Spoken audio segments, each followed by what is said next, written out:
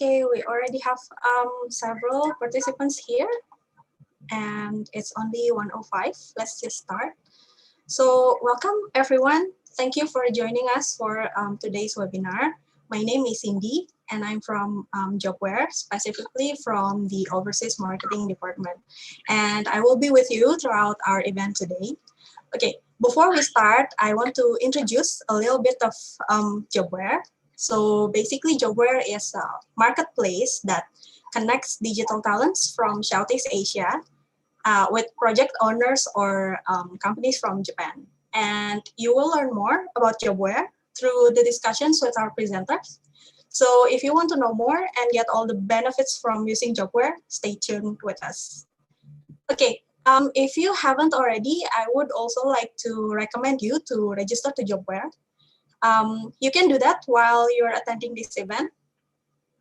Don't forget to complete all your profile and upload your CV and portfolio because we regularly scout talents from our database to be offered projects. So you can also browse projects from our project page and apply directly. Okay, I would also like to inform you that we are working together with HMIF ITB to deliver the most relevant topics for you. And we will hold this seminar regularly, so stay tuned for our next series. Additional information, we are also supported by our business partners. We have FTAX, Scribble Osaka Lab, Suge Kansai, LearnAvi, and also Sembuai. And thank you very much for our partners for making it happen. Okay, now to get to know more about us and our partners, you guys can check out our social media. For Jobware, we're present in YouTube. We usually post podcasts there with information relevant to opportunities of working in Japan. And for more elaborated content, you can check out our blog. We're also on Instagram, Twitter, Facebook, and we usually post job openings there, so very important. You can check out the chat box to check out the link to our social media. We already posted there. Okay, right. So our theme today is how to build your global experience by working remotely with Japanese companies. To elaborate the theme, we will discuss mainly 3 topics, which will be delivered by our presenters. And as my background here, you can see the rundown. So basically, these are the topics that we are going to cover.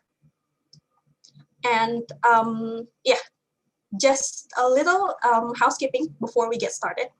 After each topic, we will have questions and answer sessions. You can use the raise hand feature and we'll show you up on screen to post your questions. Yeah. But if you don't want to appear in the video, you can also use the chat feature and type your questions there. And you can also ask questions during presentation via chat feature. Yeah. So just type anything there if you have questions. And then later, we will read the questions from you and our presenters will answer it. Just for your information, we're also live from YouTube and Instagram. Now, for you who join from there, you can also use the comment feature to ask questions. We'll have our team there compiling the questions, and then we will also answer from here. Okay, now I understand that the majority of the attendees here are from Indonesia. It would be great if you could pose your question in English, but we also open questions in Indonesian. I will help translate the question. Okay, without further ado, we will start our first topic, which will be delivered by Haruki Morikawa-san. So Haruki-san is our Chief Marketing Officer. He is from Osaka, Japan. He studied at Osaka University.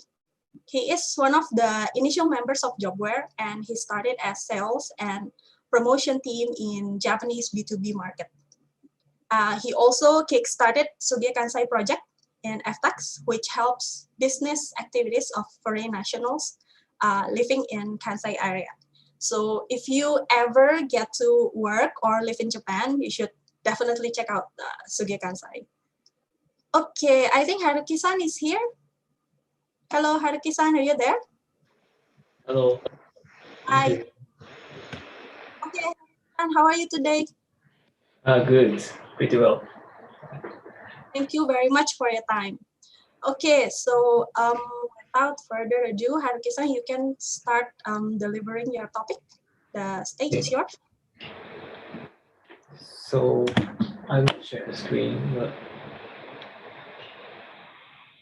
is it on? It's okay.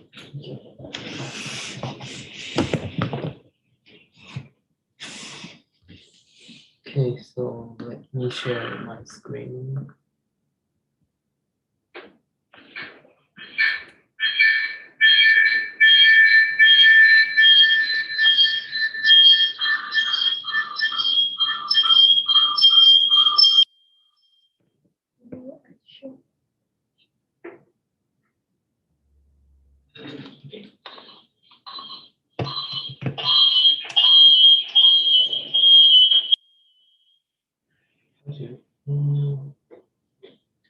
How about?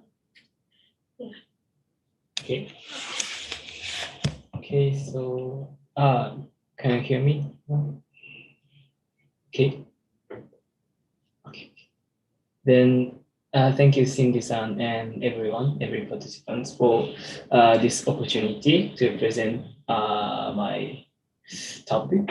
And I'm going to speak about the criteria which are required for you to fulfill when you try to work for Japanese companies. So let me introduce myself again, first of all. And I'm Haruki Morikawa. I'm CMO of Jobware, and Jobware is located in Japan and Osaka, and I'm living in Osaka. And also, I'm joining in this webinar from Osaka too. And as Cindy-san mentioned, I am also involved in Suge Kansai project. It helps foreigners to work in Japan, or especially in Kansai area of Japan, the west part of Japan. In sugee.jp, we are publishing helpful information for you to work in Japan. So if you are interested in it, then please check it too after the webinar. So this is my introduction. So let's move to today's agenda. So today, I will talk about, firstly, I will talk about the analysis of the software engineer hiring market in Japan. And afterward, I will talk about the qualification that you should have to work in Japanese companies. And in the third, I will mention the cultural things which you should keep in your mind when you working in Japanese companies. Okay, so this is this agenda. So let's move on to the first one. Okay. Okay, then today, I think many people here join us today because you want to work in Japan, of course. But one big question you might have not considered is this: you want to work in Japan, but does Japan need you? So today's presentation, my presentation, starts with this question. Okay, so let's talk about the population in Japan at first to answer the question. Now, one of the biggest problems that Japanese society faces is the shortage of software engineers. Now, it is said that more than 220,000 engineers are required. Also, since 2018, it has been said that Japan will face a shortage of 450,000 software engineers, and there has not outstanding improvement for these 2 years. And one big problem behind this is the aging population of Japanese society. In Japan, because people older than 40 years old or 30 years old, 40 years old, are the majority of the population. So we cannot expect that Japanese youth will fill the gap of this shortage of software engineers. So yeah, in short, we are facing the serious software engineer shortage. Next, hi. With this information in mind, if we look at the hiring scene of software engineers in Japan, we can know that software engineers are strongly in demand in Japan or by companies. Currently, I think it is surprising that there are 10 job opportunities for one job seeking software engineers in Japan. Whereas the population of software engineers is less than demanded. The demand for software engineers from companies is increasing. So this gap is also increasing. And that's why there is such an imbalance between supply and demand of software engineering job opportunities. And the salary of software engineer in Japan is higher than the average jobs. And it is around 5 million thousand yen per year. In my research, in rupiah, Indonesian rupiah, it will be around 660 million rupiahs per year. So yeah, we can say that in Japan or in Japanese companies, software engineers are strongly in demand. And at last, I want to talk about the big digital problem in Japan. So the serious shortage of software engineers is causing larger problems, not only in companies, but also in the society. So after COVID-19 spread, the automation or digitalization of operational processes became the big agenda of companies and the Japanese government. However, because of the shortage of engineers, the pace of digital transformation, we call, means digitalization of the processes in Japan is quite low. This situation encourages the government to collaborate with Southeast Asian countries in the digital field. So one example is that the DX platform, which is run by the Japanese organization called JETRO, it encourages Japanese companies to learn and use digital technology that is invented in Southeast Asian countries. And also it forces companies to collaborate with companies in Asia to digitalize their business models or their internal processes. And also the Japanese ministry is providing remote internship programs in Japanese companies for talented Southeast Asian students who are learning advanced digital technologies in the university. So I think we can say that Southeast Asian countries' talent have more opportunities than the past to work in Japan. Okay, so this is the first question. Does Japan need you? And my answer is yes, it does. Okay, so next, let's move on to the topic, qualification that you need when you work in Japan. So from my experiences, if you want to be hired by Japanese companies, there are two types of job opportunities for you. One is hired as a high-skilled professional, and one is hired as a promising youth. So high-skilled professional means you will become a leading developer of the service of the company's service or the systems of employing company. And otherwise, promising youth means that you will work as a member of development team of software houses, which is small or middle-sized companies in Japan. So let's take a look more details of each. So firstly, high-skilled professional. As I said, this is become a leading developer of the company, and especially in big company or big startups. the qualification which is needed is the high skill. So you should have enough experiences in the real development field. And it's okay that you have experiences in your graduate school. If you were a member of the big development project in your university, then it will be your qualification. And if you are hired as this position, in this position, you don't need to learn Japanese language skill very well. Like what company need is the skill, and such company that can hire this kind of talented person from overseas, they have enough English level. Like the company employees have enough English level, so you don't need to worry about the Japanese skill. And these companies is a company that can hire Japanese talent well.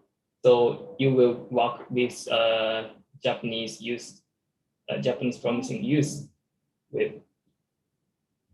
Okay, so the next one is promising youth. It is work as one member of development team in software houses in Japan.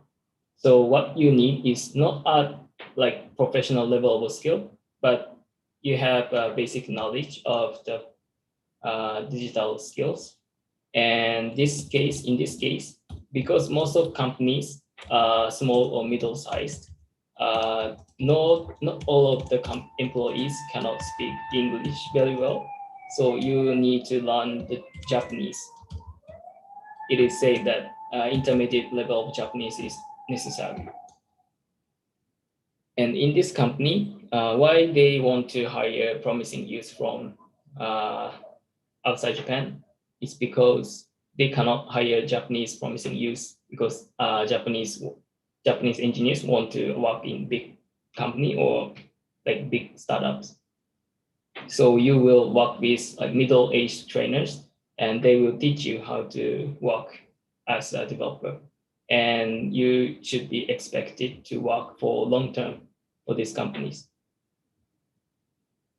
Okay, then next, let's move to the programming language. So the top language in job openings is Java, and next PHP and Python. So this, if you can like write these codes, then you will have more and more opportunities in Japan.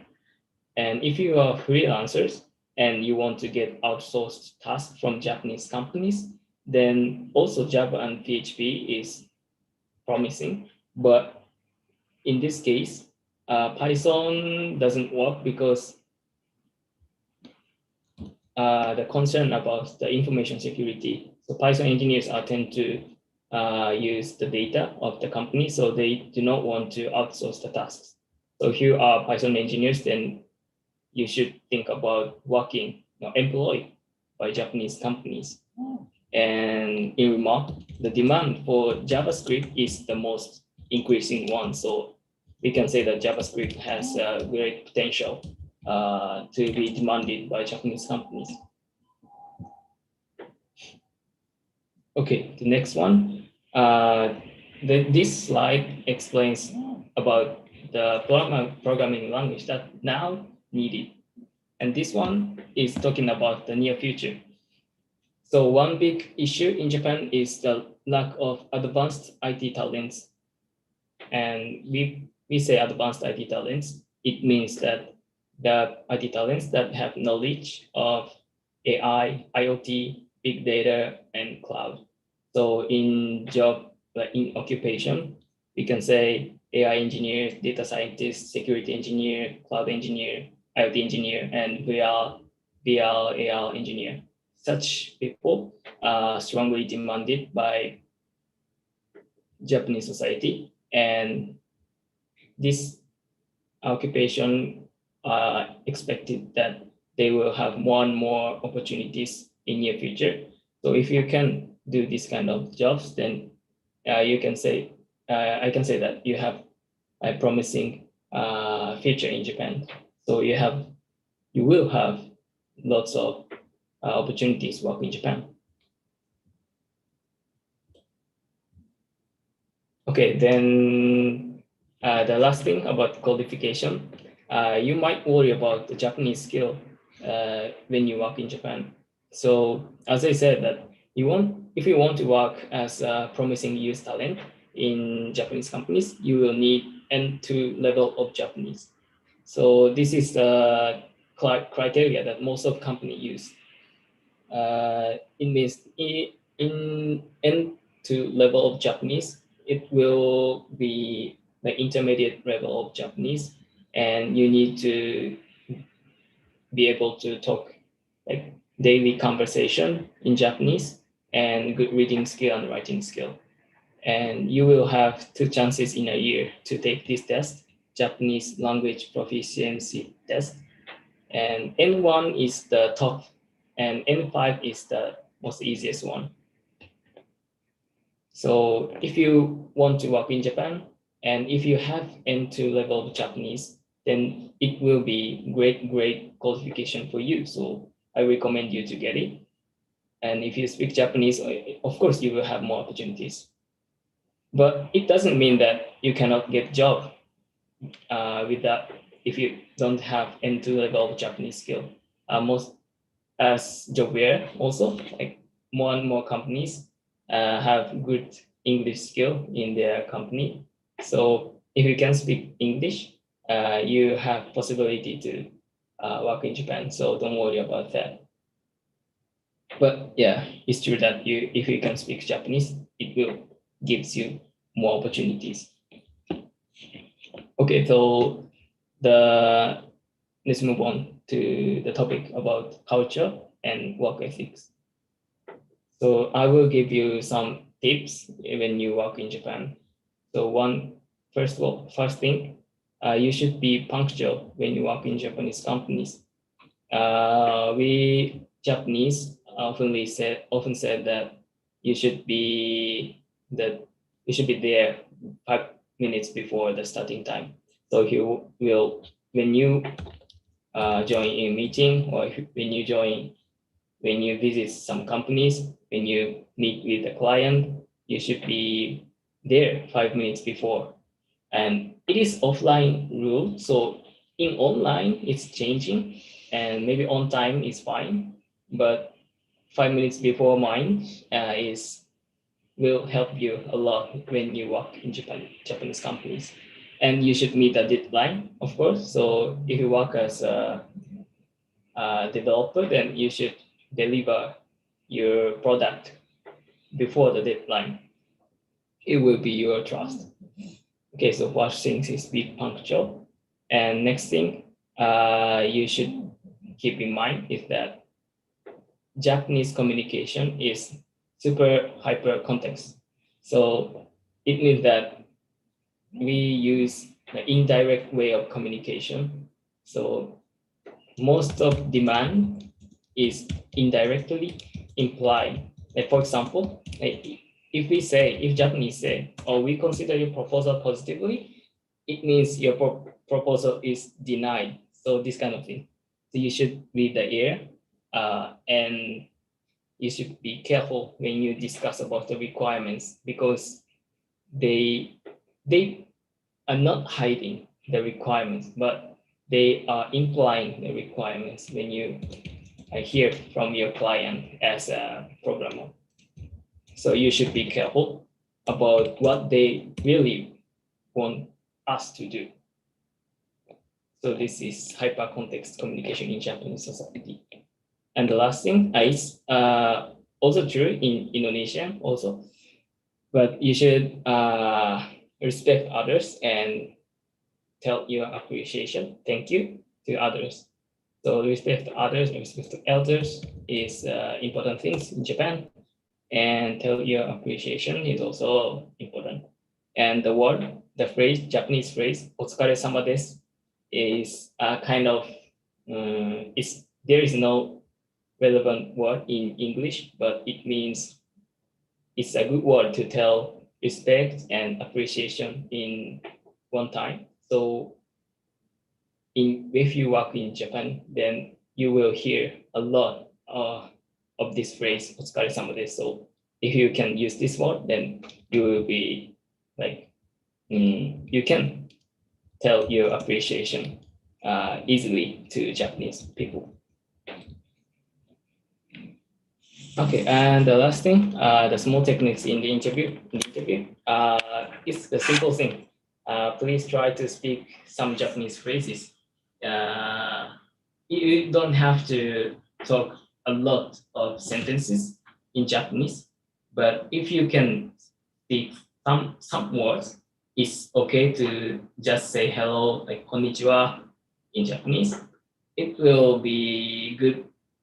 It makes you a good impression, and also it will be a good ice breaking. So please try to speak small Japanese phrases. Yep. And the next one, show your past work visually. So yeah, it's the matter in Japanese society that most of people cannot speak English fluently. So especially COH Japanese, like 30, 40, 50, they tend not to speak Japanese. They tend not to speak business level of English. So if you speak well in the interview, and if you talk well, and if you present yourself very well, but I'm afraid to say, but maybe they understand 50 to 60% of your speech. So I think it's wiser to show your visual past product, past work, not speaking, but showing them visually. Then it makes them understand your past effort and your skill. Okay, so these two are my recommendation when you participate in the job interview with Japanese companies. Okay, so that's all from my side. Then let's wrap up my presentation in short. So first of all, Japanese society facing the serious lack of IT talent, and that's why Japan government and Japanese companies are trying to collaborate with Southeast Asian countries for digitalize our society and company internal systems. So you will have good opportunity to work in Japan. And if you want to be employed by Japanese companies, then you should keep in mind that there are two types of expectation from Japanese companies. One is high skilled professional, who will lead the development team in big company or big startups, and another is promising youth, who work as a member of one member of development team in small or medium-sized companies. And if you work in Japanese company, you should take care of three things in cultural context. One is be punctual, and the second is hyper context communication, and the last is respect and appreciation. Okay, the last things, I showed the question in the first, does Japan need you? And answer is yes, it does. So you have lots of opportunities to work in Japan now. So don't be afraid to challenge. And I hope your job seeking in Japanese company succeed. So terima kasih for listening. That's all from me. Thank you very much, Haruki-san. That is very encouraging, especially knowing that actually this is the right time to find work in Japan, yeah, especially remote work. The opportunities are great.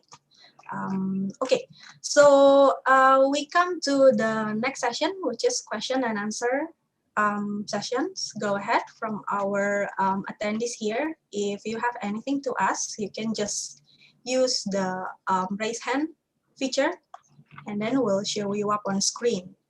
If you don't want to be shown in screen, you can also ask your question via chat box. And yeah, we'll be waiting for your questions. Okay, we are also live from YouTube. From Andro-san, do you have any questions from YouTube, Andro-san? Where is Andro? Actually, there is one question from Andy Manulang. Right. How to get work from Jobware? Does it need live interview in English or Japan or based on CV? There. Right. Okay, thank you very much, Andro-san. Okay, Haruki-san, did you get the question? Yeah, you can answer that immediately. Yes, the interview process in Jobware, right? It's basically you will have two times interview. No, two stage of selection. One is document selection. It means the company will check your CV or portfolio, past work, etc. Then they will decide with who they will have the interview. Then if you pass, then you will have the video interview. So you will present yourself in English or if the company need, and if you can, in Japanese, and talk about your expectation and your willingness to work in that company and showing your skill and strengths. Yeah. So you have two steps. Okay, thank you very much. Right, as of now, we don't have any other questions yet, but we open the question and answer session throughout the event. So yeah, if you think of anything later, you can just raise your hand or put it in the chat box. Okay. Oh, sorry. We have one question here. Okay, from. Wait, let me check. Okay, Haruki-san, let me read the question. It's from Raihan. He wants to ask, based on your experience, how do Indonesian employees compare to other nationalities in Japan? Is there anything for us Indonesians to improve? Good question. Oh. Haruki-san. Yeah. I work with lots of Indonesian people and also with other nationalities. Yeah, one thing I have felt is working with Indonesian people is that our culture or our base of how to say, but yeah, culture is similar with Japan and Indonesia.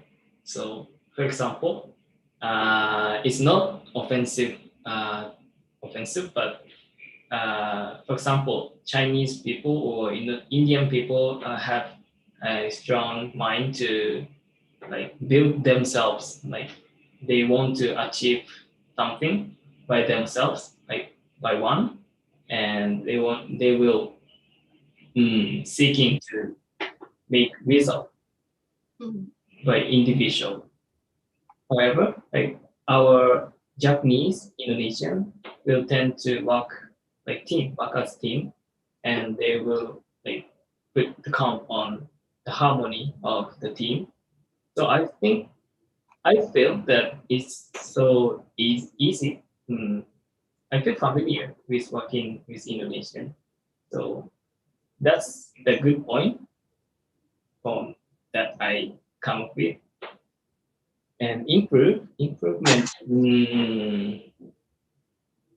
I think this is individual thing. So if you, I cannot say that all Indonesian has this tendency. So it's hard to find answer to your question. Improve. I don't know. But sometimes I feel that Indonesia and talking with Indonesia, it makes how to say the lag of lag of internet. The internet lag is too big. it's not the thing you can improve, but yeah, sometimes I feel that maybe yeah. Yeah. So yeah, I think there is no hard thing that all Indonesians have, but it's okay that you can be punctual and you will, let's say, show that appreciation to others, and that's really tough. And hyper context is hard to understand, but if you are punctual and showing respect and appreciation to others, then I think there is no problem with working with Japanese. Right. Thank you very much, Haruki-san, for the answer. I think I can also elaborate that. Yes, it's true that it's very depend on the individual, but I think there is this stereotypes from Indonesian employee that maybe sometimes we can be quite flexible with time, but I think from the recent development, I can see that it is improving very much. So yeah, that should no longer be a problem. Yeah, especially when you are aware that it is such an important value, especially to be working for Japanese companies. Very important. Yeah. So yeah, as long as you are aware, you can always work on that. Okay, it looks like we have another question from YouTube. Let me just read here.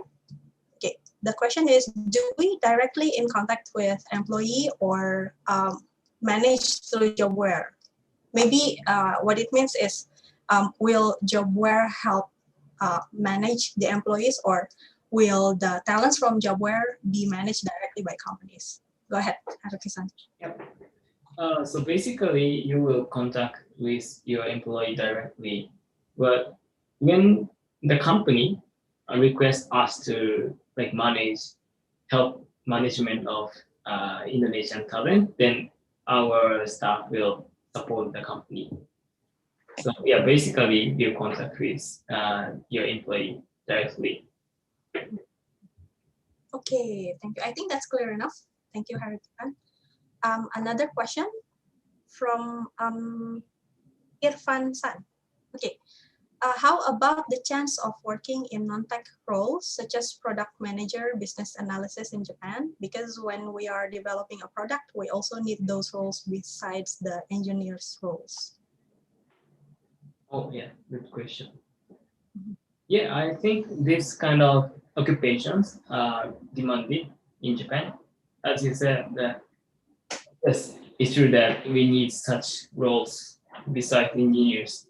And yeah, the thing is that Japanese company is still low rate, but Japanese companies are favored to uh, start thinking about expanding their market in outside Japan, and also they are start thinking about working with overseas talents especially in this COVID-19 situation. So if you can work in Japan in Japanese companies as such as product manager, business analysis, then you can bring your own view you can bring the company the Indonesian view, and also if the company want to hire Indonesian developers, then you can be the bridge manager of such engineers, and that will be a great benefit for Japanese companies. Yeah, so there are lots of demand in Japanese companies for such jobs. Yeah, but why I mentioned the shortage of engineers is because it is the most serious one. Yeah, but there's still jobs for such occupations. Okay, thank you, Haruki-san.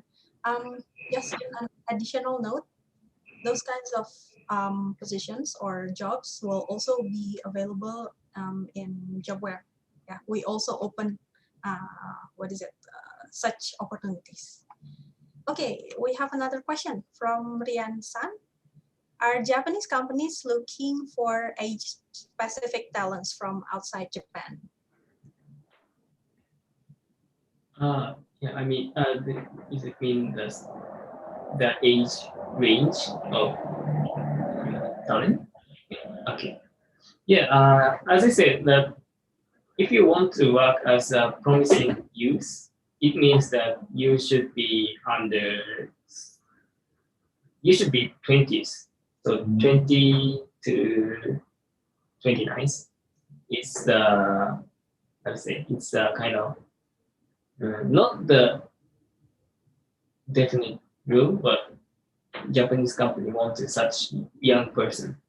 Yeah, it means that you are graduate from university and work in Japan, and between your graduation and working in Japan, working in Japanese company, there's not so much experiences. Right. So if you want to work in promising this, you should be under 30. And if you want to work as a high skilled professional, you should know there is no limit of age. Got it. Is it general notion, or I think there are also some openings for people above 30, right? Yes, it's true. But what I mentioned is there is more opportunities for young youth. Got it. Okay, very clear. Thank you very much. We have 2 more questions. I think for this session, we will limit it to these 2 questions, and then we will move on to the next topic. But don't worry, at the very end of our session, we will open another Q&A session, so you can ask your question there. Okay, it's from Alex San. Do you have tips about how to choose the right Japanese company? As a talent, we want to avoid kind of bad company that pay us under the standard or make us too much overtime and forgetting mental health. Yeah, this is good point. So yeah, I understand your concern. I think one thing that you can do is asking the salary of other employees in the company, so you can know the rate of Japanese rate of salary that the company gives to Japanese employees. And if you are suggested the lower salary compared with that, then you can know that they are underestimate your value. So you can avoid that kind of company. But yeah, if your company lies to you, then there's no chance to know that. So yeah, you should know that. You should understand that, and you should try to read the true or false from their facial expressions. Yeah. But other thing that you can do is that to research the standard rate of Japanese employees' salary. So I can say that most of prefectures in Japan, the lowest salary is around 1,000 yen per hour. So if this is lower than this, it is we can say that it's a low standard of salary. And if you are engineers, then you can charge more, I think. So you can try to charge 1,000 or 1,200 yen per hour, 1,500 yen per hour. Yes, you can suggest this. And if you get lower salary than this, then you can think that this company has not so much budget, or they are trying to hire you in the lower salary compared to Japanese salary standard. And yeah, overtime and mental health, you should be careful about making the contract. So this kind of things is managed by contract, and if you have the contract which states this requirement, then you can like sue this companies if you get bad work condition. So you should be careful about making contract. And if the company give you the contract which is not state this kind of working conditions, then you should talk to the company employee about that, or you can avoid to work in this kind of company. Got it. Very clear. Thank you very much, Haruki-san. Yeah, research is important, and looking at the contract, study it carefully is also important. But if you get any projects or work from Jobware, we will help ensure that you are not at disadvantage. Okay, that's just an additional information. All right, the last question from Isan-san. Is it possible for foreign worker in Japan to get promotion in Japanese companies?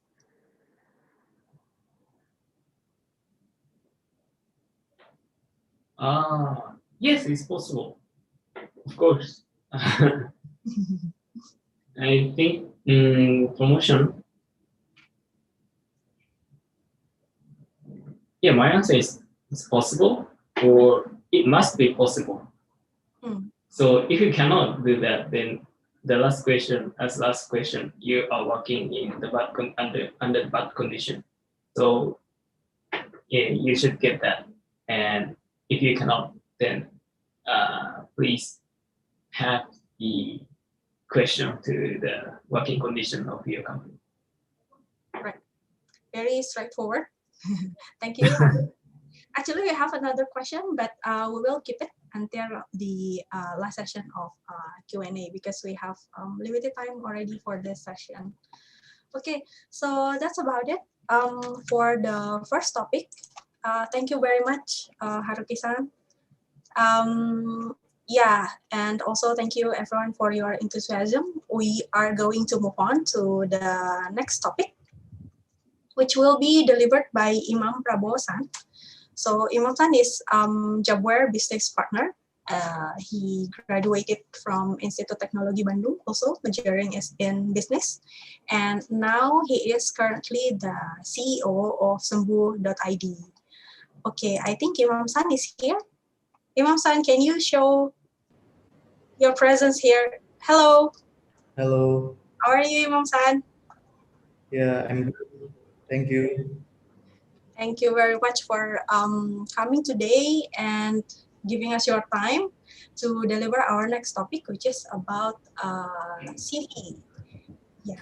Okay, Imam-san, you can start right away. The stage is yours. Okay, thank you very much. Wait. Okay, good afternoon, everybody. Yeah. May I ask questions from all the participants? Are most of developers or are they also designers?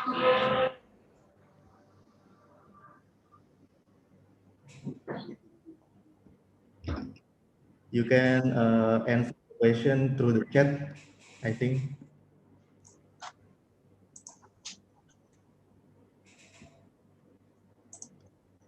Yeah, everyone can just answer on the chat box. Wait.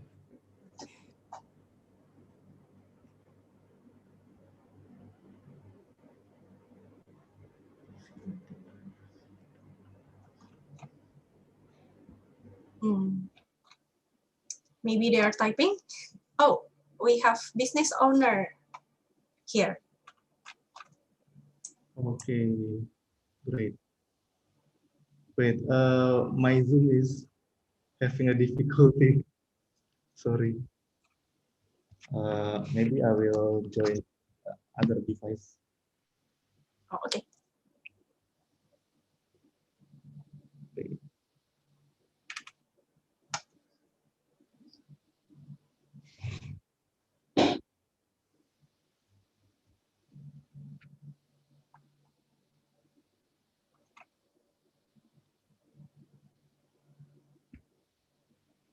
Okay, so far we have business owner, we have developer, freelancer. Some are also doing freelancer and also running a startup business. Okay, can you see my screen? Yes, we can. Oh, Wait.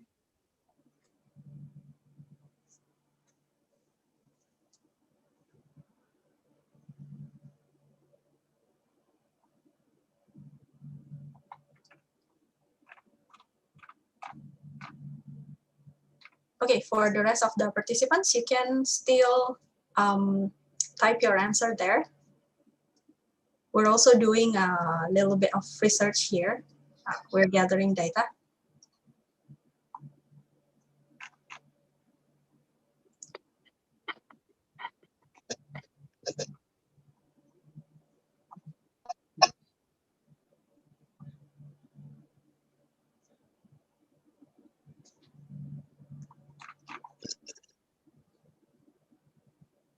Maybe, Cindy, can you help me to Share your screen.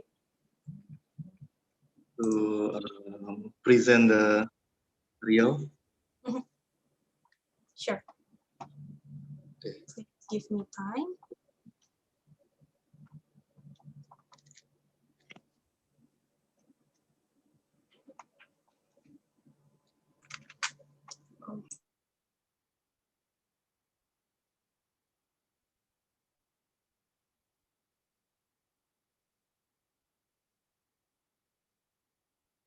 Okay.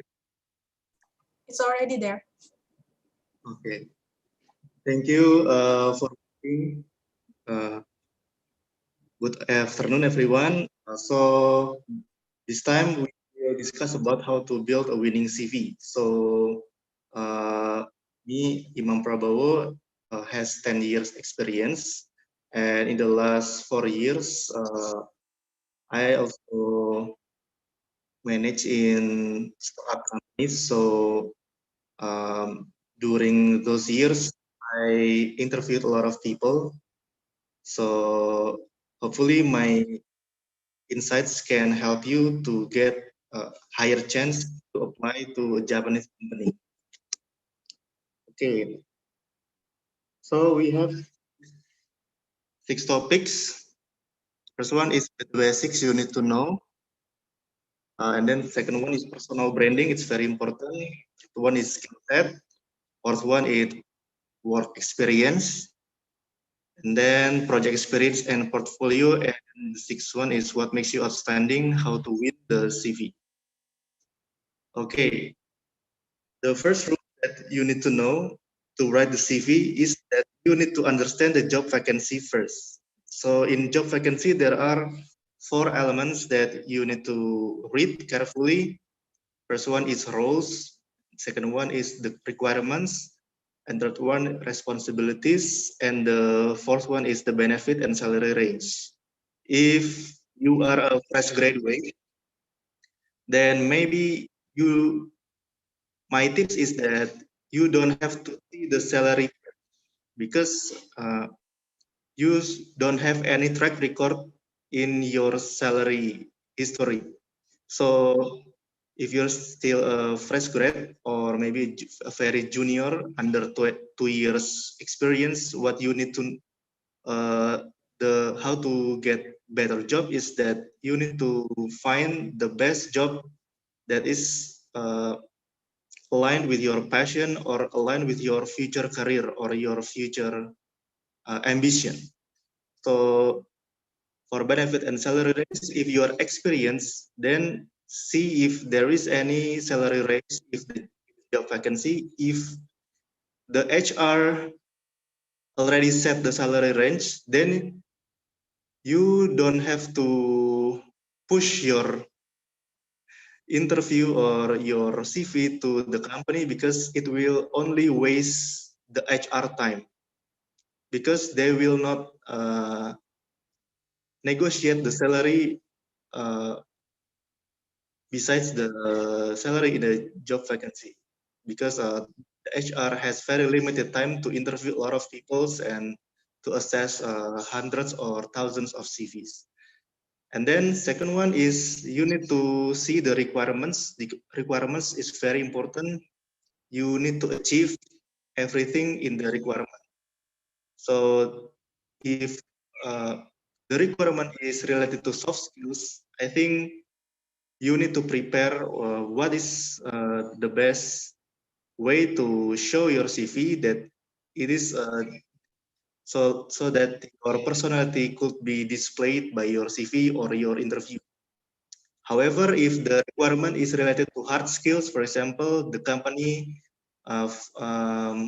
requirement is to find the Java backend developer. So if you don't have any capability in Java, then please don't apply. So maybe you can find another job vacancy.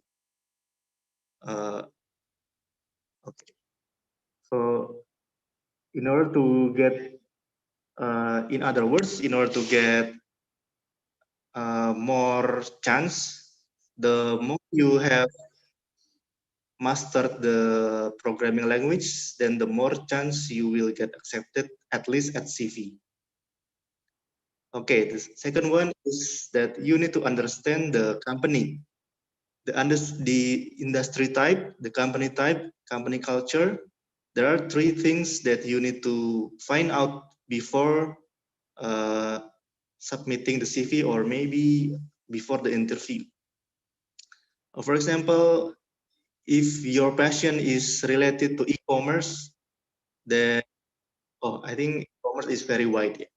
But if your passion is related to education, for example, edtech, so you need to prioritize to apply to relevant companies, for example, Ruang Guru, for example, maybe Kuiper in Japan, or maybe another companies that related to online course or other features that is related to education.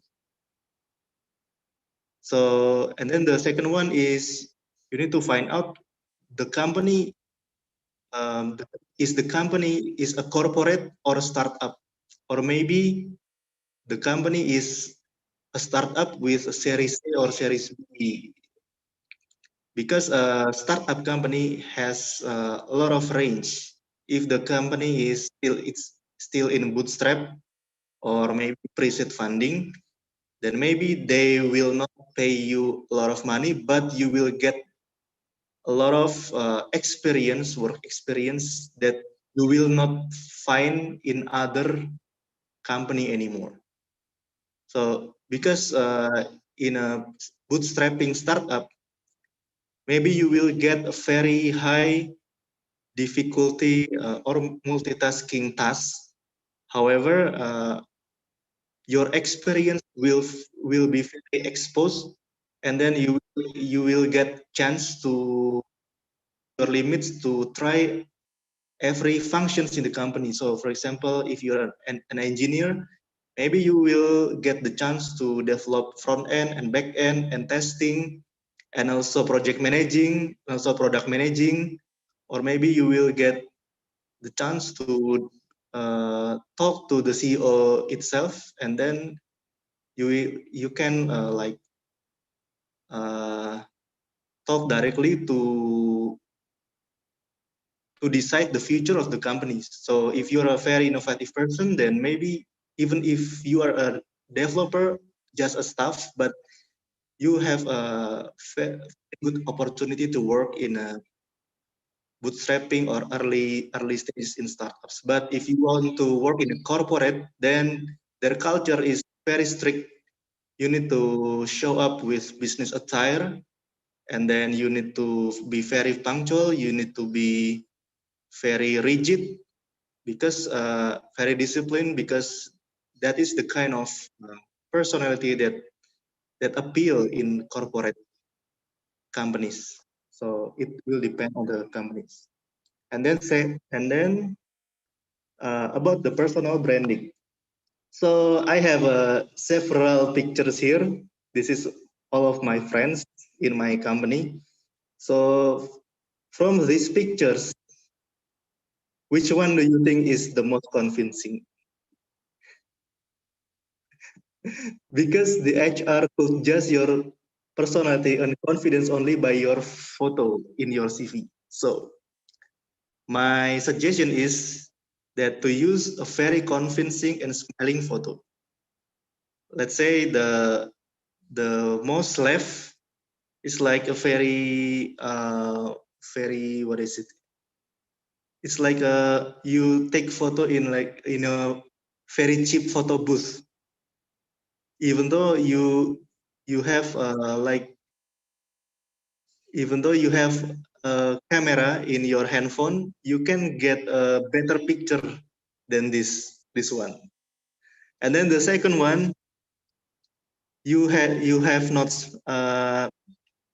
you didn't smile, and then your eyeglasses like we cannot see your eyes. So how come the company can trust you? And then the third one is like you are confident, but it's like a lot of um, it's like not a good expression for a CV, I think, because it's not formal. It's like having a smile to your friend like that, but not very convincing enough. And the fourth one, it's convincing enough. And then the fifth one is not only convincing, but also can look professional also, because the attire is much better than the other ones. So this kind of picture in the fifth picture can appeal to both startup and corporate companies, because it looks professional, but it looks also casual and flexibility, and smile and then the smile, and then you can show the HR how confident you are in your personality and your future career. Also, about personal branding, in CV, there is also a summary. If you don't have knowledge about this, then please understand that you can write a short profile about yourself in your CV, and then summarize yourself with what matters. Please don't use a lot of words like a blog, like you introduce yourself only, like my hobby is eating, for example. Then that's not important. The important ones are these 7 elements.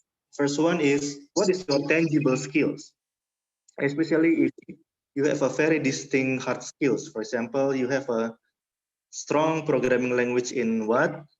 Even though you master a lot of programming language, but you mention some 1, 2, or 3 related to your mastery or related to the job requirements. So please understand the requirement first. If they look for example, React Native, then please put React Native to your profile, even though your mastery is not really good enough, for example, but it will look convincing. And then don't worry, because if you get accepted, then usually in hiring, there are some months. For example, if you get interviewed right now, maybe you will start working if you're accepted, maybe a month later. So in a month later, you can work on the React Native requirement if you still don't have a mastery. So you can bluff yourself, actually. This is the tips from me. And then the second one is the work type. For example, your experience is related to mobile or web or full stack, or maybe if you're a designer, my work is related to video production, or maybe my work is related to e-commerce, so and anything like that. And then the third one is years of experience. The fourth one is, the most important thing is that you should show the willingness to learn, because in every company, willingness to learn is very important, especially in startup, because in startup there is a term, growth mindset. Please Google it if you don't know. Growth mindset is like, even though you are very smart at something, but you don't stop learning. Growth mindset is very important. If you include it in your profile summary, then it will be very convincing to the HR. Fifth one is leadership experience if you have any. Sixth one is soft skills in a team. For example, if you work in a team, you like influence people, but you can also work remotely. For example, you don't have any problem with remote work. You don't have any problem to work tasks by yourself without any help. That kind of sentences, even though it's short, but it is very convincing. And the last one is, because this topic is related to how to apply to Japanese company, so language skill is very important. And then tips for experienced talent, if you have any experience, please state the industry experience. For example, if you work 3 years for example, in Gojek, so your CV should be like, I have 3 years experience in transportation e-commerce, for example, or maybe food e-commerce or anything. So please state your industry experience, especially if it is related to the company you target. And then the second one is the product or portfolio experience. For example, you have, for example, in the previous years of experience, you work in fintech, and then you want to apply to an e-commerce company, then please state that you have 3 years experience of building a payment system. That kind of experience will be related to e-commerce, because in e-commerce, payment system is very important. And then the third one is tangible achievement. For example, if you have a sales position, you have achieved $1 million sales, for example, or if you work as a developer, then maybe you as a team achieve, like, we develop the MVP product, or we develop one version of the product, or maybe you get appointed as a supervisor or as a leader in your team. And then next, personal branding portfolio is a must, 100%. So if you are a developer, please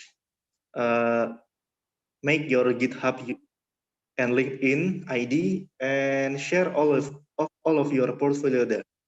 And also for designer, my suggestion is to put your portfolio in Behance, Dribble, or any other portfolio platform, and then you can also showcase your portfolio in the CV, because in design or front end, your portfolio in CV is very, very important. It will give much better score than any other candidates. Okay, next one is skill set. So the skill set, please mention your hard skills with structure. For example, for engineers, what matters is that programming language, database, or teamwork platform, collaboration platform. And also maybe you can let the structure more detailed. For example, the language is like language bahasa Indonesia or English or Japan, and then the programming language, and then the web, mobile, database, framework, tools, or maybe data science, data analytics, or any others. And then if you work as a designer or UI UX design, maybe you can also write the structure like this. For example, you have mastery in logo, icon, or 2D graphic design, for example, or UI UX design. or maybe videography, video editing, 3D animation, voiceover, or anything like that. Because these kind of skills are often needed in freelance jobs. So yeah, you can also write the software that you already master. Next one is work experience. Create CV has, first one is LinkedIn structure. Please study the LinkedIn structure about the chronological work experience from the most recent to the oldest work experience. So people want to know what kind of recent jobs and how come you want to quit the like why do you want to quit your current job? It is a very important question that the HR want to know. So please, if you write the work experience, please write the reason first or the current job. And then company name, job position, of course, it's a common sense. And then second one is describe your responsibilities. So maybe you don't have any problem with that. But the third, fourth, and the fifth, the project name you work on, the tech you use, and your outstanding achievement has stronger impact to your CV performance. For example, like this, this CV is an example from an engineer, and then, for example, you work in a Sportigo. It's a startup company, and then in sport technology, so the HR can relate. Oh, you have worked in sport technology. Maybe you have worked in a project crowdfunding, so it is related to my company, for example. So you can like state the industry type, and then the company state is like a new startup or established startup. Also your job position, and then your responsibilities, work on blah blah blah blah blah, and then your technology, the technology that you used at the time. For example, you use this kind of for example, as a front end developer, you use React.js, Laravel, REST API, and any others. And then the third one is that you mention the achievement that you achieve, or if you don't think it's an achievement, please upsell yourself. Please find it, so that the HR will like see that you are confident of yourself. So in this example, for example, the person has achieved MVP products. So from scratch, they create the front end from scratch, and then it launched like that. It launched on App Store or maybe Google Play Store or web. And then next one, project experience portfolio. Project experience is actually, from my point of view, 70% content a company want to know, especially if they want to hire front end or UI UX designer. So please include your project or product name, describe the product, mention the industry, key features, and also the context. Also the URL and also the screenshot of the portfolio. For example, like this. Actually, I suggest that you create CV only for 2 pages, but for designers and engineers, you can also make CV longer than 2 pages, because you can include your portfolio in your CV, or maybe you can create another document related to your portfolio. So it's like the dedicated document if the company want to know your past projects. So for example, like this, project experience, Ticketku, Paylife, or Peto, you attach the screenshots, the UI, your design, and also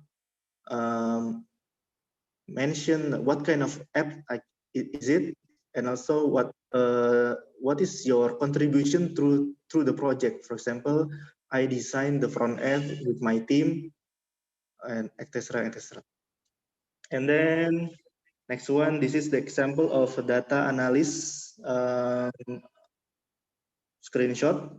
So you can like showcase the data presentation. If maybe, for example, you use Tableau, Hadoop, or using any other statistic tools, then you can also showcase what kind of data presentation you have already done in the past projects. Also, if you work as a designer, you can also attach one, two, or maybe several example of your designs, including the video, or maybe you can just attach your YouTube channel or maybe the URL of the video.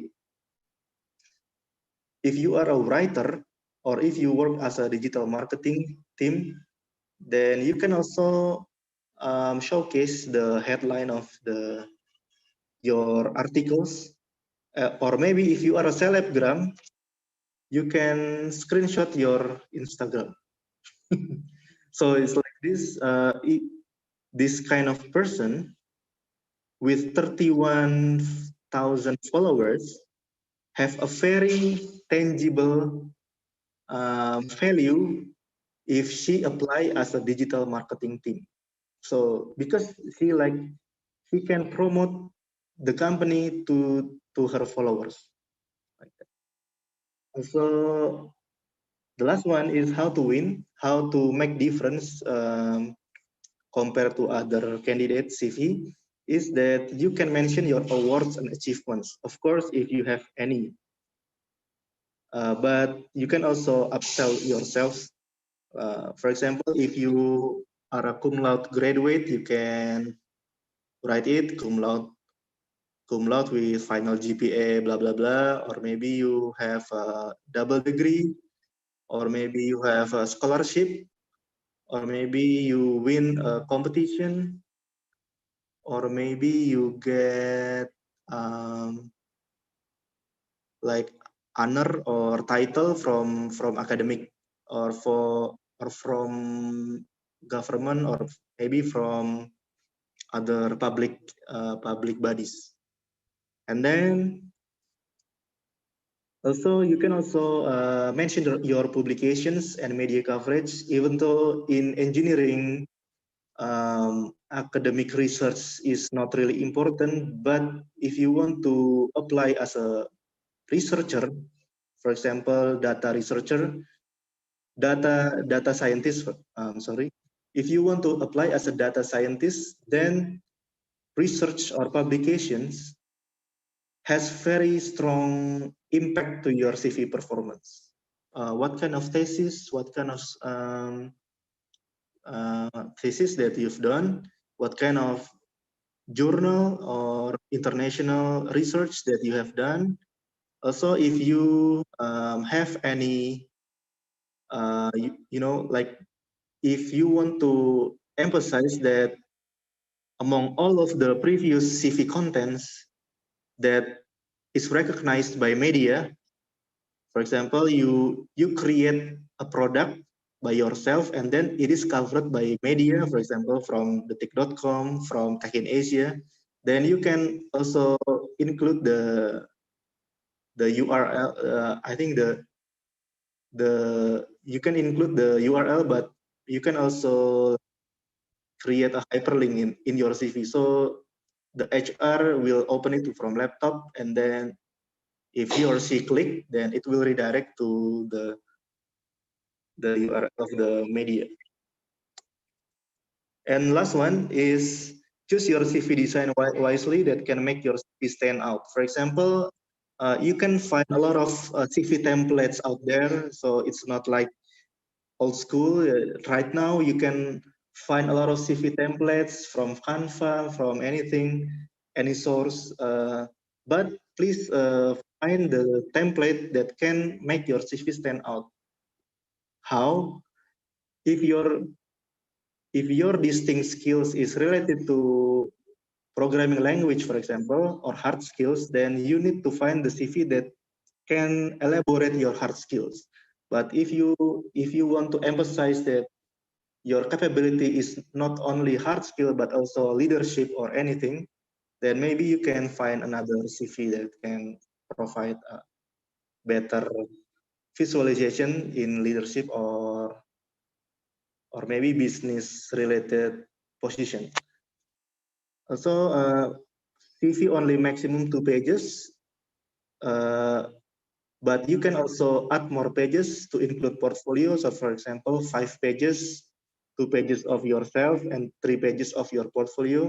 If your CV is too long or very long, then make 1 page 2 columns. So it's like a, you know, like a Microsoft Word, you can like create in 1 page 2 columns. And then the last one is use colors and icons if possible that don't make them too spacey. So to make your CV colorful, you can make some kind of using images or using colors in your CV, especially if the company is cheerful, they have cheerful personality, like they want like very different vibes, like and then but don't make them too spacey because like your every space in your CV is very important. You need to make it compact as possible. Okay, good luck to get better job or to get a new job in Japan or in other countries. Thank you. Thank you very much, Imam Khan. That is a very thorough explanation. Okay, we're on the Q&A session now. We're opening questions from you guys. I don't see anything on the chat box yet. Maybe you want to ask directly to Imam San here. You can just use the raise hand feature. Okay, we'll allow some time to wait for questions. Okay.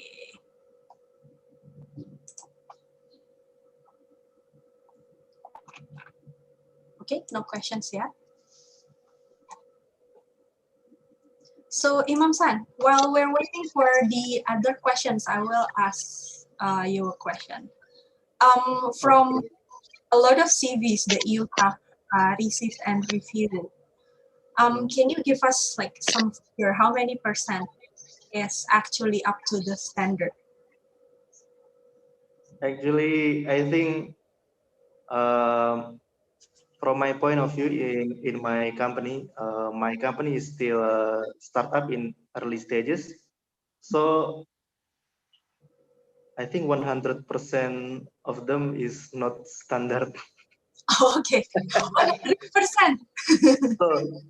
So what I described in here is the ideal, but I think yeah, from all of my CV received, the CV I received, not even 1% is meet the standard. Right. All the standard, I think. But among them, of course, I choose the best CV, the candidate from best CV. But I think CV is only like 13%, 30%, or 40% of the overall assessment. But the most important thing is when we have an interview and then we also get online assessment for the talents. For example, if for developer, maybe I can give a mini assignment that can be done in 1 day. Right. So it's not the only element that you assess, but it definitely makes a big difference, right? To have a wholesome CV. Okay, because we have some students here in our attendees. It is definitely very useful information for you guys. So do take notes. Okay, but up until now, we still don't have questions yet. Let me check from YouTube. Also no. Okay, As I mentioned before, you guys can post your questions later on at the end of the sessions or at the end of the event. We'll also answer some questions that we haven't answered yet. Okay, now considering that the time is limited, we will just move on to the next topic. Thank you very much, Imam San, for a very Okay, thank you. thorough information. Oh, sorry, just pop up one question here. I think we can just answer now. Okay, it's from Arun San. He asked a question regarding putting the hard skill in the CV. I am confident in several hard skills that are not directly related, but quite related in a way. Should I put the hard skill on my CV or should I focus at only the tech skill part? Okay, thank you for. Okay, thank you, Cindy. Thank you, Mr. Arum. So before you choose which skills related to the this is me as a company point of view. So if you apply to a company, maybe you can apply to up to 50 companies, for example, and you rely on one CV. But if you in an ideal time, you can like adjust a little about your CV and then apply to some some cases. For example, if you have both in design skills and also engineering skills, then maybe you can create two CVs. First is to apply for a front end position, for example, or maybe to apply for an engineering position, and then second one is to apply for a design position or maybe product manager. So it depends. You can also see the company, if the company open the job vacancy for two positions, the designer and the engineer position, then you can like combine both in one CV. But if the company only open for engineering position, I think you need to emphasize more in your engineering skills. And if you get accepted, then your boss will see whether you have other skills, because in a company sometimes, for example, in startup, there is a position in front end, in design, in back end, and sometimes in startup the turnover is higher than in a corporate company. For example, in 2 months there is a past employee that resigned.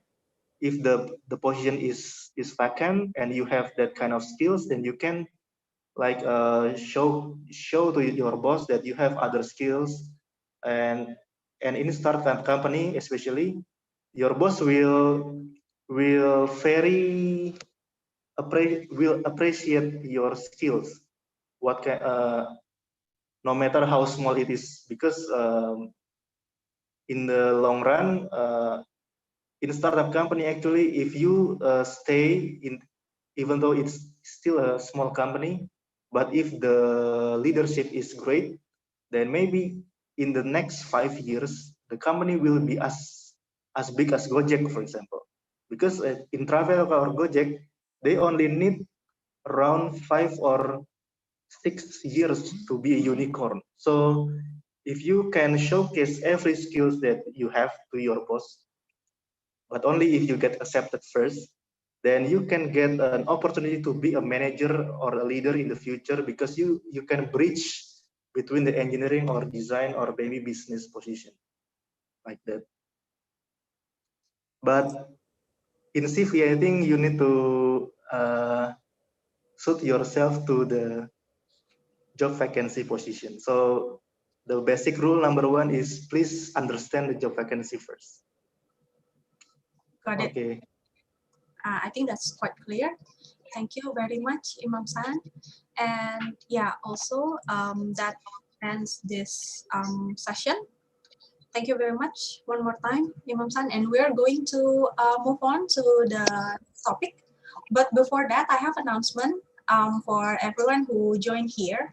So at the end of the event, we have several announcements that includes the openings of some projects, and we also have several positions available.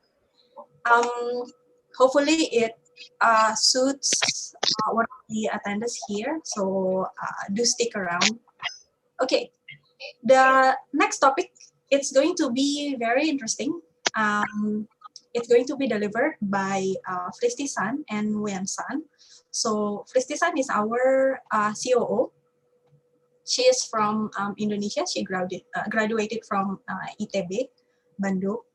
And Nguyen-san, he is our backend developer in Jobware. He is also from Indonesia, graduated from Universitas Brawijaya. Okay, so for this session, Fristi-san will deliver it. Fristi-san, can you, okay, you guys are there. Hi guys. Hello. Okay, so Fristi-san, please take it over from there. Okay, thank you so much, Cindy, for the opportunity, and hello, good afternoon, everyone. Thank you for coming to Jobware webinar today, and I'd like to introduce myself. I'm Fristi, your host for this session, and welcome to Jobware first webinar. Okay, now let's get down to the business. Hello, Ian, how are you today? Yeah, hello, Fristi-san. It's nice to meet you again today. I'm fine, thank you. For you? It's kind of a bit cold here Yeah. in Osaka.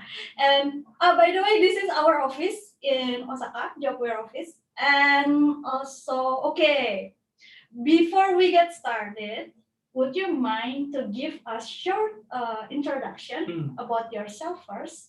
Okay, so hello everyone.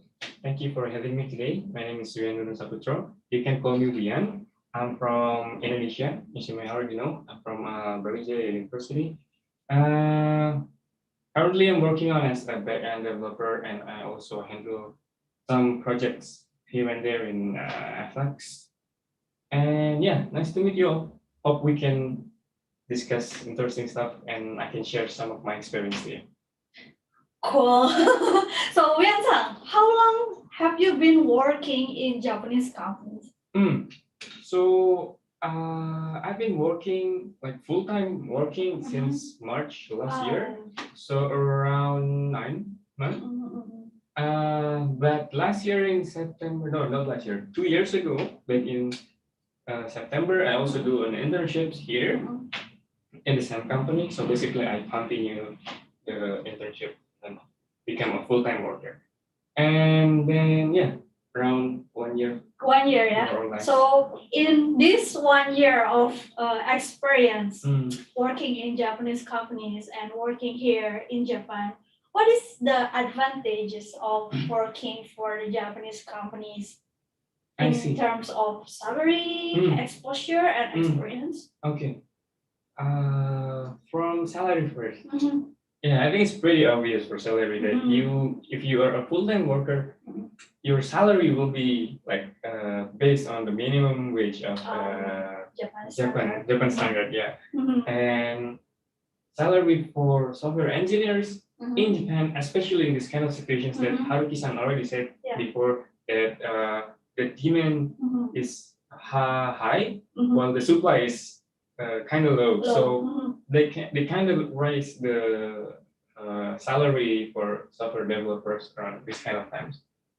So super good. How about the exposure? The exposure itself. I think for exposure, I can give like 2 categories, like knowledge exposures and like your career path exposures. For the experience itself, Japanese company likes to help their employee to kind of grow in what kind of knowledge they can get in the company while they're working there. So when you are actually working on a specific branch like a backend developer, they will not only tell you to do backend stuff and that kind of things, but they also kind of guide you on what is the next thing our company want to do like next year or in the next 2 years. So you kind of also gain a lot of new experience and knowledge. For the career path itself, I think the most beneficial features is once you work full time here, you are open to more broad opportunity in Japanese job market because you're already here in Japan, and it's a really huge advantage.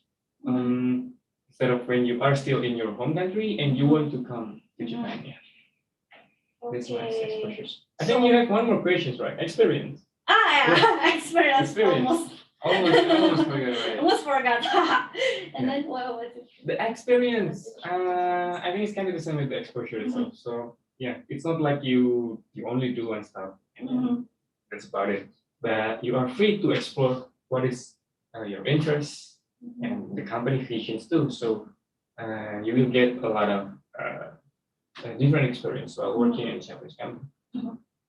Okay, thank you so much for really thorough answers. And okay, then another things that might be our Indonesian friends curious, like what are the differences between working in Japanese companies and local companies, especially in Indonesia?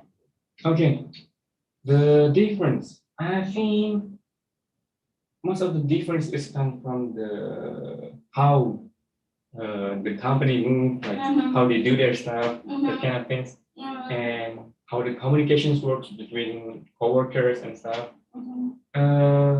Interesting stuff is we like to communicate in a really unique, not really unique, but it's new to me when the first time start working here. So it's kind of moved to like cultural kind of uniqueness between Indonesian company and Japanese company. So mostly in the cultural. Mostly.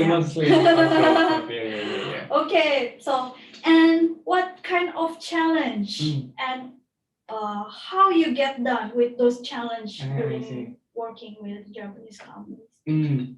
Yeah, as Haruki-san already said before also, some of the company requires you to have a really good Japanese communication skills, like N2, GLPD, that's kind of hard, right? Yeah, so communications is also the most problem. Well, it's also the most unique one. Yeah, it's a challenge. Not just that you need to understand Japanese, but you also need to understand how they communicate in daily life, like the minimum context that Haruki-san also said.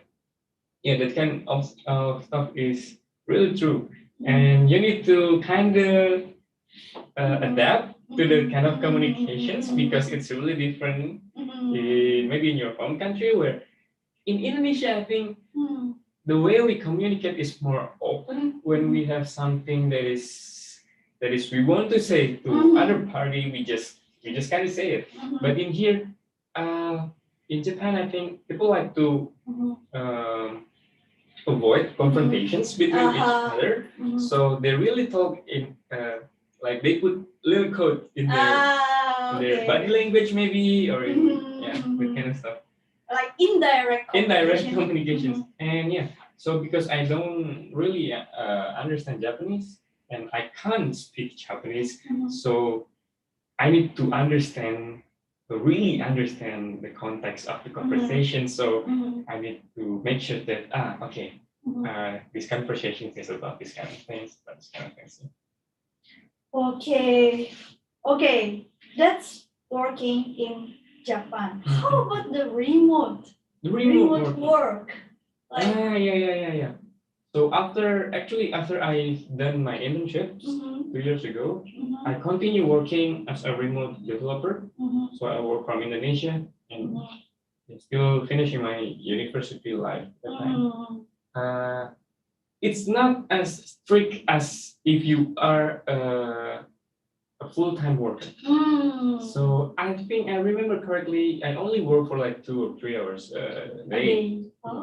And not even like every day. It just depends on whenever I have access to my laptops or whenever we have a specific task that need to be done by me. So it's actually pretty fun because that's also an opportunity for me to exercise my skills, right? And even though I'm working as a remote worker, Mhm. the salary itself is still standard based on the Japanese standard. So yeah, it's also really good So the experience. advantage The advantage of the is still- remote works, Yeah, still intact. So you still get the salary while you don't have to get into direct like communication, or you don't have to understand the culture. You understand maybe, but Yeah. don't have to be like too detailed. So it's really different when you work in person like that.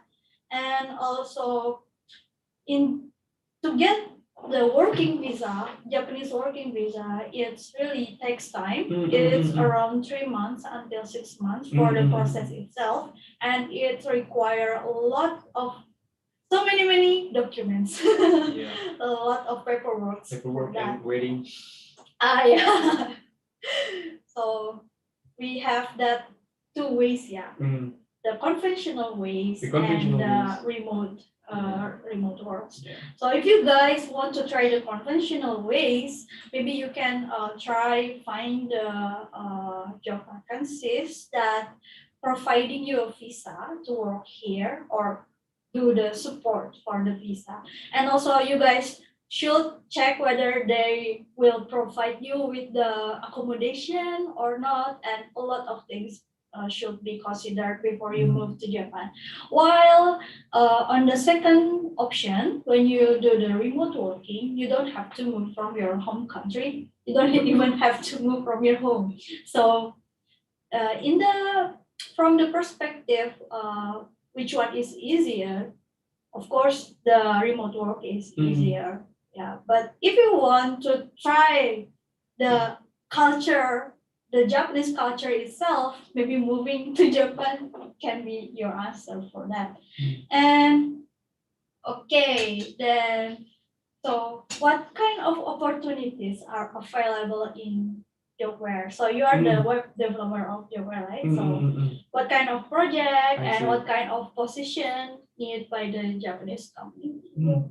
I think the most common opportunities right now that we have is about a web development. Web developer. Web developers, yeah, and mobile applications also.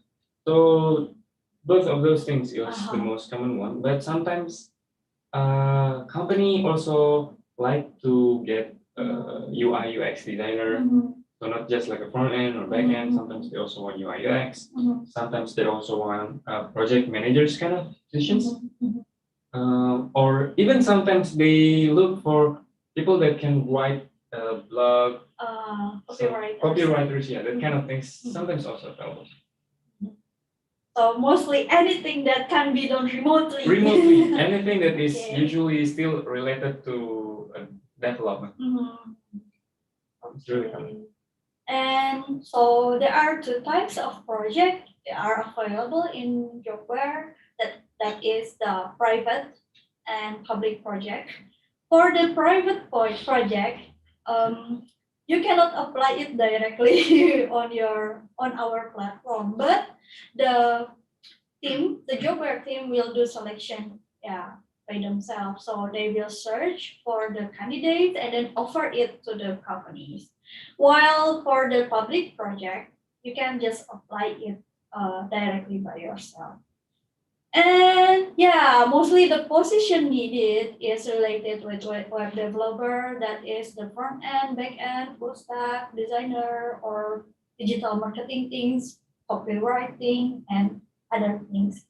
So, okay, if I should conclude everything from interview with Wian-san, there are two options to work with Japanese company. Either you come here and work directly here with Japanese company, or you do the remote work with them. And they have the advantages and disadvantages by itself. While for the conventional way, it's kind of difficult to get the working visa, and we will have to take a lot of paperwork for that, and also it takes time. It's all around 3 until 6 months until you get your working visa, and also you should take care of insurance, accommodation, or anything. before you move to Japan. And while the second option, the disadvantages is maybe you don't feel the real of Japan. So if you guys really want to try the culture, want to try the living situation here in Japan, maybe you can try to work here directly in person. But if you want the easier way, maybe remote working is one option for you. Okay, so thank you so much for the interview, Thank you so much, Rian. Susan. And so you guys, digital tech talents, don't be afraid to try and take a chance, whether it's come to Japan or do the remote working. So thank you so much for listening. Back to you, Cindy. Thank you very much, Wen-san and Christy-san. That is a very interesting discussion. So again, we are opening question and answer session. Guys, this is your chance to ask anything you want to know about working in Japan, how to get one. While Christy-san and Yuan-san is here, they are very experienced on that field. Okay, we're still waiting. Yeah, I want to add something. So soon, around the second week of February, I think we will have a new project. So I really recommend you guys that is here to just finish your profile registrations. Maybe put your CV as well. So when we finally put the projects, we can scout the people and announce you about the information also. So please stay tuned. No.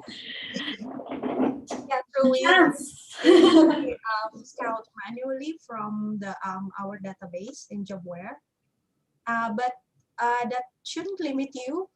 From Jobware users, you can go find projects on Jobware page. And these opportunities are not limited to individual digital talents. We are also currently opening potential partnerships with software houses. Yeah, so we have several projects that we can offer to you if you have company or software houses. Okay, let's check out questions from YouTube.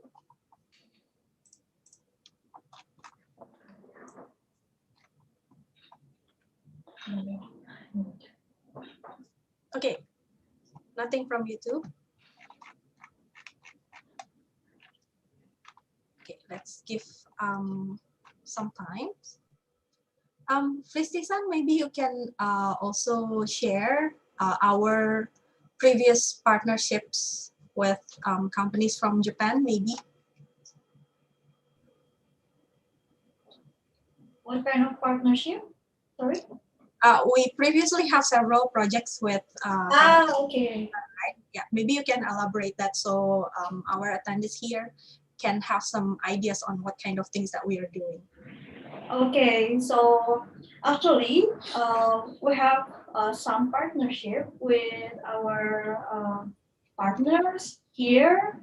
Usually, we develop the not only web application but also in the AI field also. Yeah. So our past customers is Roto Pharmacy and then some big companies like AstraZeneca or Daifuku, something like that, and also some SME, also our customers. And we had been working with Indonesian engineers since before Jobware exists. So since when? Yeah, 2019. 18, 18, yeah. 18, 19. Yeah. So yeah. Jobware's launch on the 2020 September, right?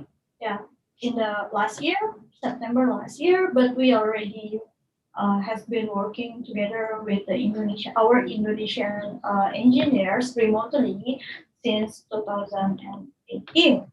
And so like the project is really the coverage of the project is really large. Mm. I mean, like not Super diverse. Yeah, diverse. It's really diverse. Sometimes we also do stuff like IoT. Yeah, IoT things. And IoT things. So not just about like web development or mobile applications. Right, got it. Very clear, thank you. Yeah, and also currently we are in a dire need of finding several positions to fill in. And looks like we no longer have questions here. So to make the most of our time, maybe we can move on to the next part. So as I mentioned before, in the beginning, we are currently having several job opportunities. And to share that, Fristisan will help me explain to you guys. So maybe Fristisan, you have something to share? Okay, we are also here. Okay, let's start share.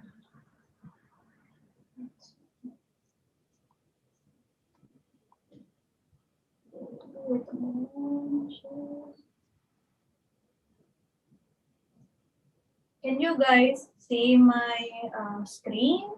Yes, loading, but yes. Okay, so first is we have this part-time remote working opportunity from one of our clients. So they need one front-end engineer to join their web service and development team, and the skills needed is React, TypeScript, CSS, and advanced animation skills. And also they don't need any experience for these requirements, and the salary is up to 1,500 Japanese yen. Sorry, this is Japanese yen per hour. Yeah. And English level is the IELTS 6.5, and you don't have to speak Japanese. And also the working time will be 20 hours flexible per week, but they will have daily Zoom meeting, and you will work until 31st of March 2021. And how to apply? First, register to the jobware.com and then fill out your profile, you'll upload your CV and portfolio in PDF, and also notify us by sending us an email to info@jobware.com. So you should put the subject like this, the sport project and your full name, and then the email content should be consist of the link to your Jobware profile. And deadline is until 5th February 2021. So we are really looking forward for your application. Now I have another job opening. Sorry, Fristisan, can I ask about that? Okay. Yeah. So it said that same level with IELTS 6.5. Do we need to have the IELTS certificate? And does it need to be like exactly that that level of English that we need to have? Actually, about certificate, I think it's not really. I think as long as you are comfortable with your communication skills in English, yeah, I think that should be fine also. Okay, thank you very much. Please move on. And the next one is before Haruki-san already explained a little bit about Suge Kansai. So this is also our partners here in Osaka. And the business of the Suge Kansai, one of the business of the Suge Kansai is to introduce the job for the foreigners who are living in Kansai area, or for foreigners who want to work in Japan. So in this one, we have several job opening.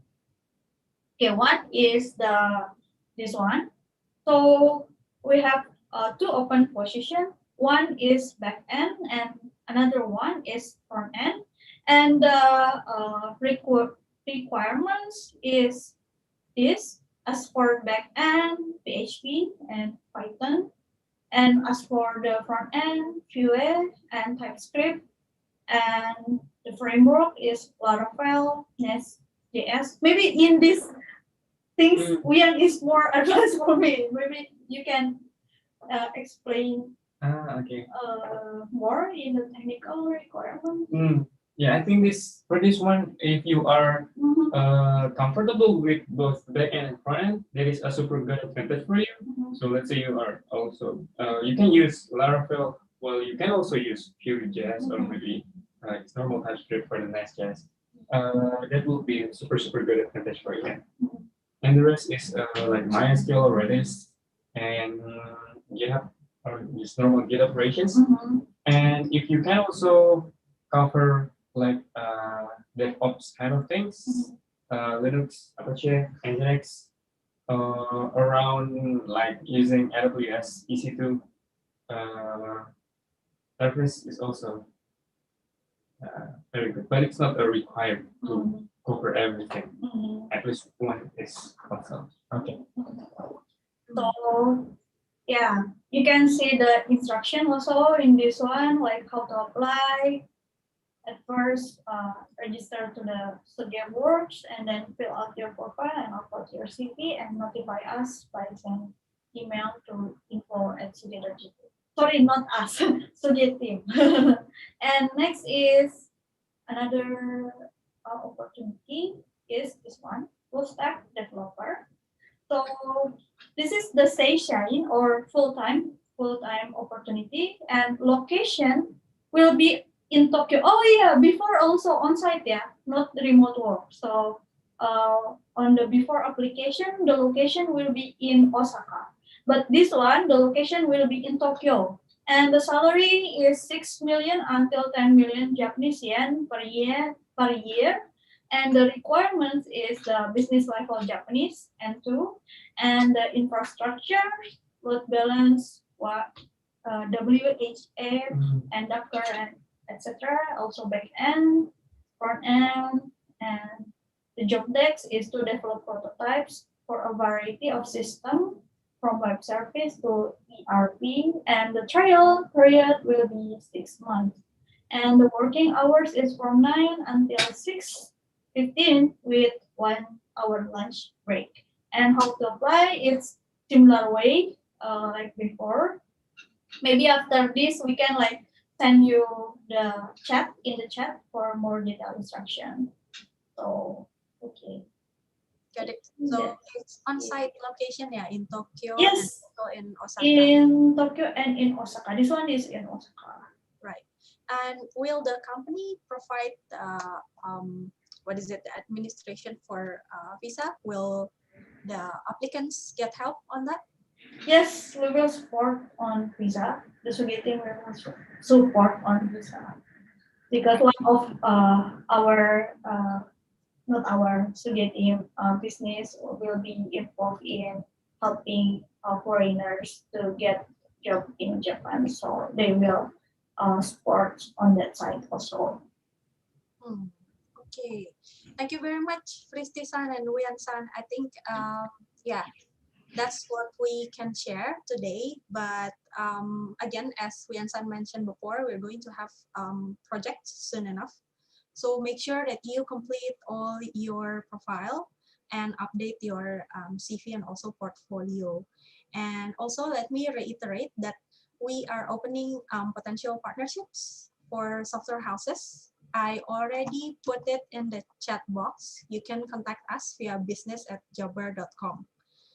Okay, and I think that would conclude our event today. By the way, before we end this event, I want to let you know that our webinar comes in series. So we're going to do it regularly. And for those of you who have any ideas or feedbacks, or do you want to request any kinds of topics, you can also contact us via our social media. As I mentioned before, we are present in Instagram, Twitter, Facebook page, YouTube. Also, you can contact us anywhere to give us feedback. Okay, and thank you again for our presenters for delivering a very useful information and taking questions from our attendees today. And also, thank you for our HMBF ITB friends. Thank you for your support for today. And especially for everyone who attended our event today. Thank you very much for your excitement. It was a pleasure to have you all here. Okay, that would be all from us. Hope everything that we shared today is useful for you. And see you again on our next webinar. Okay, thank you very much, everyone. Bye. Thank you. Bye-bye.